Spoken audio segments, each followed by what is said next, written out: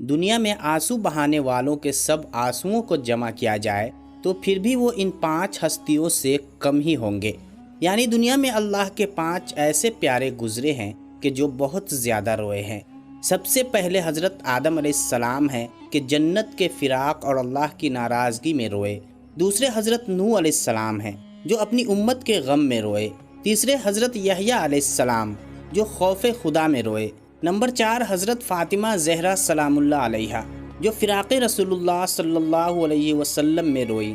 اور 5ویں حضرت سیدنا حضرت امام زین العابدین واقعہ کربلا کے بعد اپنے والد گرامی حضرت سیدنا حسین کی پیاس یاد کر کے روتے رہے۔ حضرت سیدنا امام زین العابدین علی بن حسین کی ولادت 38 ہجری میں مدینۃ المنورہ میں ہوئی۔ آپ کے والد بزرگوار حضرت سیدنا امام حسین حضرت سیدنا علی المرتضیٰ سے اظہار عقیدت کے لیے اپنے بچوں کے نام علی رکھتے تھے۔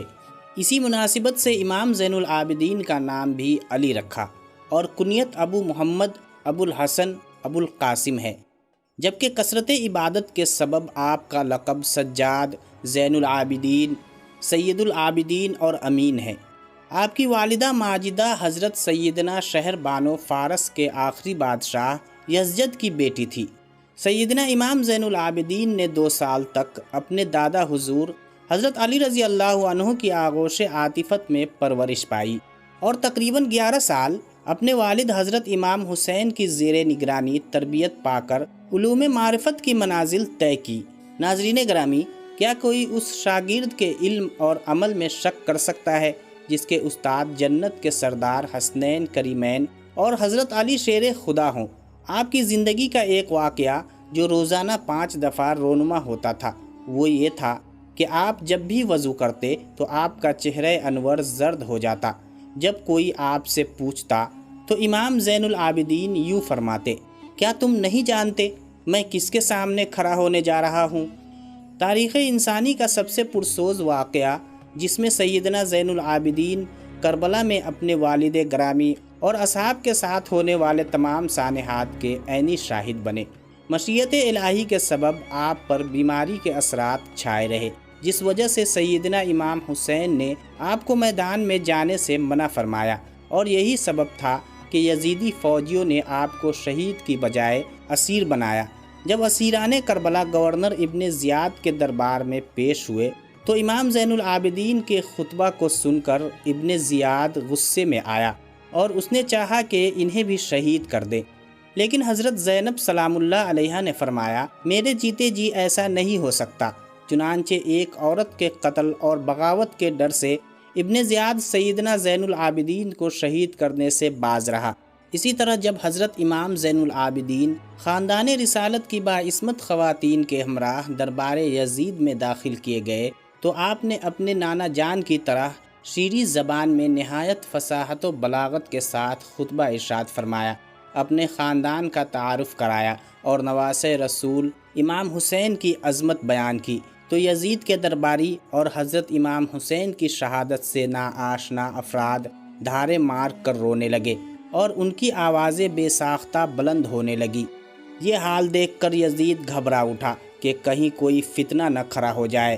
اس نے اس کے رد عمل میں فوراً مؤذن کو حکم دیا کہ اذان شروع کر دو تاکہ امام زین العابدین کا خطبہ منقطع ہو جائے۔ اس عظیم سانحہ کے بعد آپ 34 سال حیات رہے، لیکن کبھی بھی کسی بھی لمحے اس سانحہ کو بھول نہ پائے۔ روایات ملتی ہیں کہ آپ جب بھی پانی پیتے تو اپنے والد گرامی کو یاد کر کے بہت روتے۔ ایک روایت حضرت امام جعفر صادق سے اس طرح منسوب ہے کہ آپ فرماتے ہیں کہ زین العابدین رات بھر عبادت کرتے اور دن کو روزہ رکھتے۔ جب افطار کے وقت آپ کو پانی دیا جاتا تو آپ فرماتے کہ میرے بابا اور فرزند رسول کو پیاسا مارا گیا۔ آپ یہی بات دہراتے رہتے کہ دسترخوان آپ کے آنسوؤں سے تر ہو جاتا۔ کربلا کے بعد بھی بہت سے واقعات ہوئے، جیسا کہ واقعہ حرہ جس میں یزید کی فوج نے مدینہ پر حملہ کیا، لیکن اس جنگ کے متعلق آپ کی رائے کچھ سازگار نہ تھی، اس لیے امام زین العابدین اپنے خاندان کے ہمراہ مدینے سے باہر رہے۔ اس کے بعد توابین اور مختار سقفی کا قیام پذیر ہوا، لیکن جب بھی انہوں نے امام سجاد زین العابدین سے رابطہ کیا تو آپ نے خیر مقدم نہ کیا۔ امام زین العابدین اخلاق محمد صلی اللہ علیہ وسلم کی عملی تصویر تھے۔ ایک وقت ایسا آیا جب مدینہ منورہ میں سے بنو امیہ کو نکال باہر کیا گیا، تو مروان ابن حکم جو کہ امام زین العابدین کا جانی دشمن تھا، اس نے امام سے درخواست کی کہ اس کے خاندان کو اپنے گھر میں پناہ دے دے۔ امام نے اسے پناہ دی اور اپنے گھر میں مکمل حفاظت سے رکھا۔ آپ نے شورش ختم ہونے تک اپنے بدترین دشمن کی مہمان نوازی فرمائی۔ آپ ایسے مہمان نواز تھے، بیک وقت 100 گھروں کی خفیہ کفالت کر رہے تھے۔ یہ بات تب ظاہر ہوئی جب آپ نے اس دنیا فانی سے پردہ فرمایا اور ان لوگوں کے گھروں میں راشن آنا بند ہو گیا۔ علامہ زہری لکھتے ہیں کہ امام زین العابدین ایک رات میں 1000 نوافل ادا کیا کرتے تھے۔ امام مالک کہتے ہیں کہ ایک دفعہ امام زین العابدین عبادت میں مشغول تھے کہ شیطان اژدہے کی شکل میں آیا اور آپ کے پائے مبارک کے انگوٹھے کو کاٹنے لگا، لیکن آپ ایسے مشغول عبادت تھے کہ آپ کا دھیان عبادت سے ہٹ نہ سکا، اس لیے آپ شیطان کے اس عمل سے بالکل متاثر نہ ہوئے اور آخر کار شیطان عاجز آ گیا۔ ابن عینیہ لکھتے ہیں کہ ایک دفعہ آپ حج پر گئے تو سب لوگ لبیک پکار رہے تھے، لیکن آپ نے لبیک نہ کہا۔ لوگوں کے پوچھنے پر آپ فرمانے لگے کہ مجھے ڈر لگتا ہے کہ میں لبیک کہوں، اور اگر مجھے لا لبیک کا جواب مل گیا تو میں کیا کروں گا؟ خیر آپ نے لبیک پکارا اور آپ بے ہوش ہو کر اونٹنی سے گر پڑے۔ حجاج بن یوسف کے وقت میں جب آپ دوبارہ اسیر ہوئے اور لوہے کی بھاری زنجیریں باندھ کر آپ کو قید کیا گیا اور پہرے دار متعین کر دیے گئے، امام زہری فرماتے ہیں کہ میں جب امام زین العابدین کو قید میں ملنے گیا تو میں آپ کو دیکھ کر رو پڑا، کہنے لگا کہ میری تمنا یہی ہے کہ میں آپ کی جگہ ہوتا اور یہ مصائب میں برداشت کرتا۔ اس پر امام زین العابدین نے فرمایا کہ کیا تجھے یہ گمان ہے کہ اس قید و بندش سے مجھے کرب و بے چینی ہے؟